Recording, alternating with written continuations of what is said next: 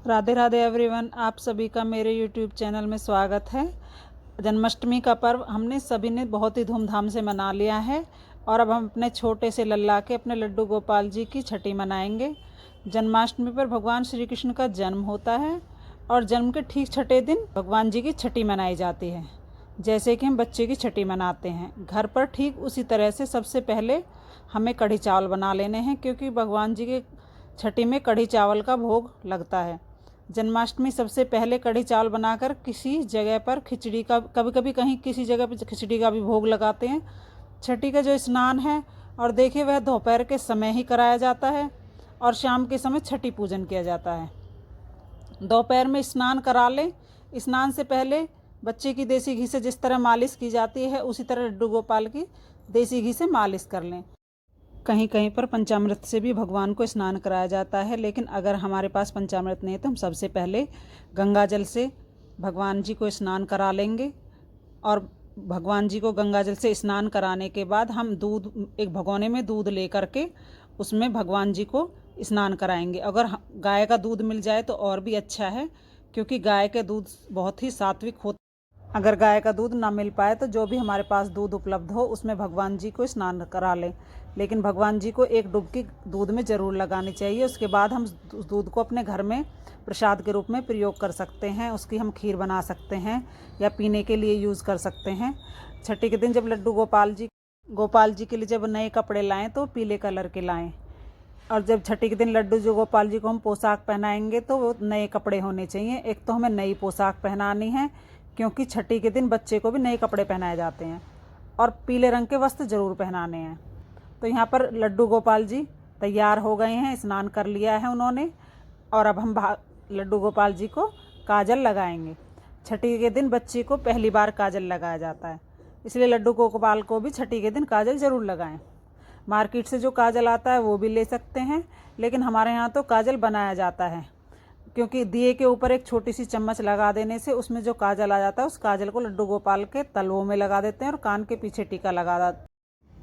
उसके बाद हम लड्डू गोपाल जी को मुकुट समर्पित करेंगे, और मुकुट समर्पित करने के बाद हम उनको हाथों की नज़रिया समर्पित करेंगे। जैसे कि छोटे बच्चे को छठी के दिन नज़रिया पहनाई जाती हैं, उसी दिन ऐसी तरह लड्डू गोपाल को भी छठी की नज़रिया पहनाएंगे। और उसके बाद हम लड्डू गोपाल जी को अच्छे से तैयार कर कर श्रृंगार कर कर, क्योंकि पहली बार, जन्म के पहली बार लड्डू गोपाल का श्रृंगार होता है, इसलिए हम उसको अच्छे से श्रृंगार कर कर उन्हें अपनी चौकी पर विराजमान कर देंगे या मंदिर में विराजमान कर देंगे, जहाँ भी हम उनको विराजमान कर सकते हैं या करते हैं। और उसके बाद हम भगवान जी को भोग समर्पित करते हैं। लड्डू गोपाल जी को नज़र का टीका लगाना बिल्कुल भी ना भूलें। जैसे कि बच्चे को नज़र लगती है उसी तरह मेरे लड्डू गोपाल को भी सबकी नज़र लग जाती है, इसलिए मैं उन्हें पेंसिल से ही काजल लगा देती हूँ, कभी मेरे हाथों से उनको आँखों को नुकसान ना पहुँच जाए।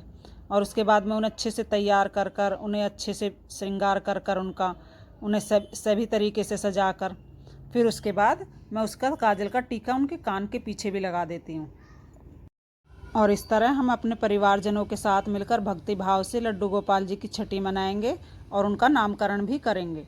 जैसे कि बच्चे का छठी के दिन नामकरण किया जाता है, उसी प्रकार लड्डू गोपाल का नामकरण कर कर उनको आसन पे विराजमान कर देंगे, चौकी पर बिठा देंगे, या मंदिर में जहाँ आप लड्डू गोपाल जी को विराजित करते हैं वहाँ पर ही आप उनको विराजमान कर दीजिए। उनकी जो हमारे पास फल फूल आदि हों उनसे उनका पूजन करें, उनको बाँसुरी अर्पित करें, उनको भोग लगाएं, सब जो हमने बनाया हो प्रसाद रूप में।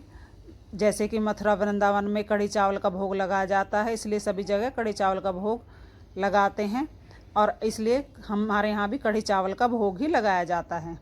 आपके यहाँ जो भोग लगाया जाए आप उसे भगवान जी को समर्पित करें खिचड़ी के रूप में। कहीं कहीं हलवा भी बनाया जाता है, कहीं लड्डू बनाए जाते हैं, जो आपके यहाँ हो आप उसको जच्चा के जिस तरह लड्डू बनते हैं उस तरह के लड्डू भी बनाए जाते हैं। इसलिए उसके बाद जो भगवान को भोग आप समर्पित कर सकें उसे भक्ति भाव से समर्पित करें, और उसके बाद भगवान जी की धूप दीप से आरती करेंगे और दिखाएंगे। देखें यहाँ पर हमारे लड्डू गोपाल जी की आरती ज़रूर करें, क्योंकि जैसे बच्चे की आरती करते हैं उसी प्रकार लड्डू गोपाल जी की भी आरती करनी चाहिए। और नामकरण करने के बाद और उसके बाद भगवान जी को माखन मिश्री का भोग लगाएं और पानी रखें। भगवान जी को जब प्यास लगे तो भगवान जी के पास पानी भी उपलब्ध होना चाहिए। और उसके बाद हम भगवान जी को बाँसुरी अर्पित करेंगे। सबसे पहले छठी के दिन ही भगवान जी को बाँसुरी अर्पित की जाती है। और उसके बाद हमारे पास जो भी भोग की सामग्री हो उसको लगाकर हम भगवान का धूप दीप से भजन पूजन करेंगे। भगवान जी को धूप दिखाएंगे, दीप दिखाएंगे, और उसके बाद जो भजन गा सकते हैं, हम जच्चा गा सकते हैं। उसके बाद हम जो भजन करेंगे भगवान जी के नाम का, या ओम नमो भगवते वासुदेवाय नमः, ओम नमो भगवते वासुदेवाय नमः, इस तरह का जाप भी हम कर सकते हैं। जो हमारी श्रद्धा भाव से भगवान का भजन पूजन करें और भगवान जी की हर्षोल्लास के साथ छठी मनाएं।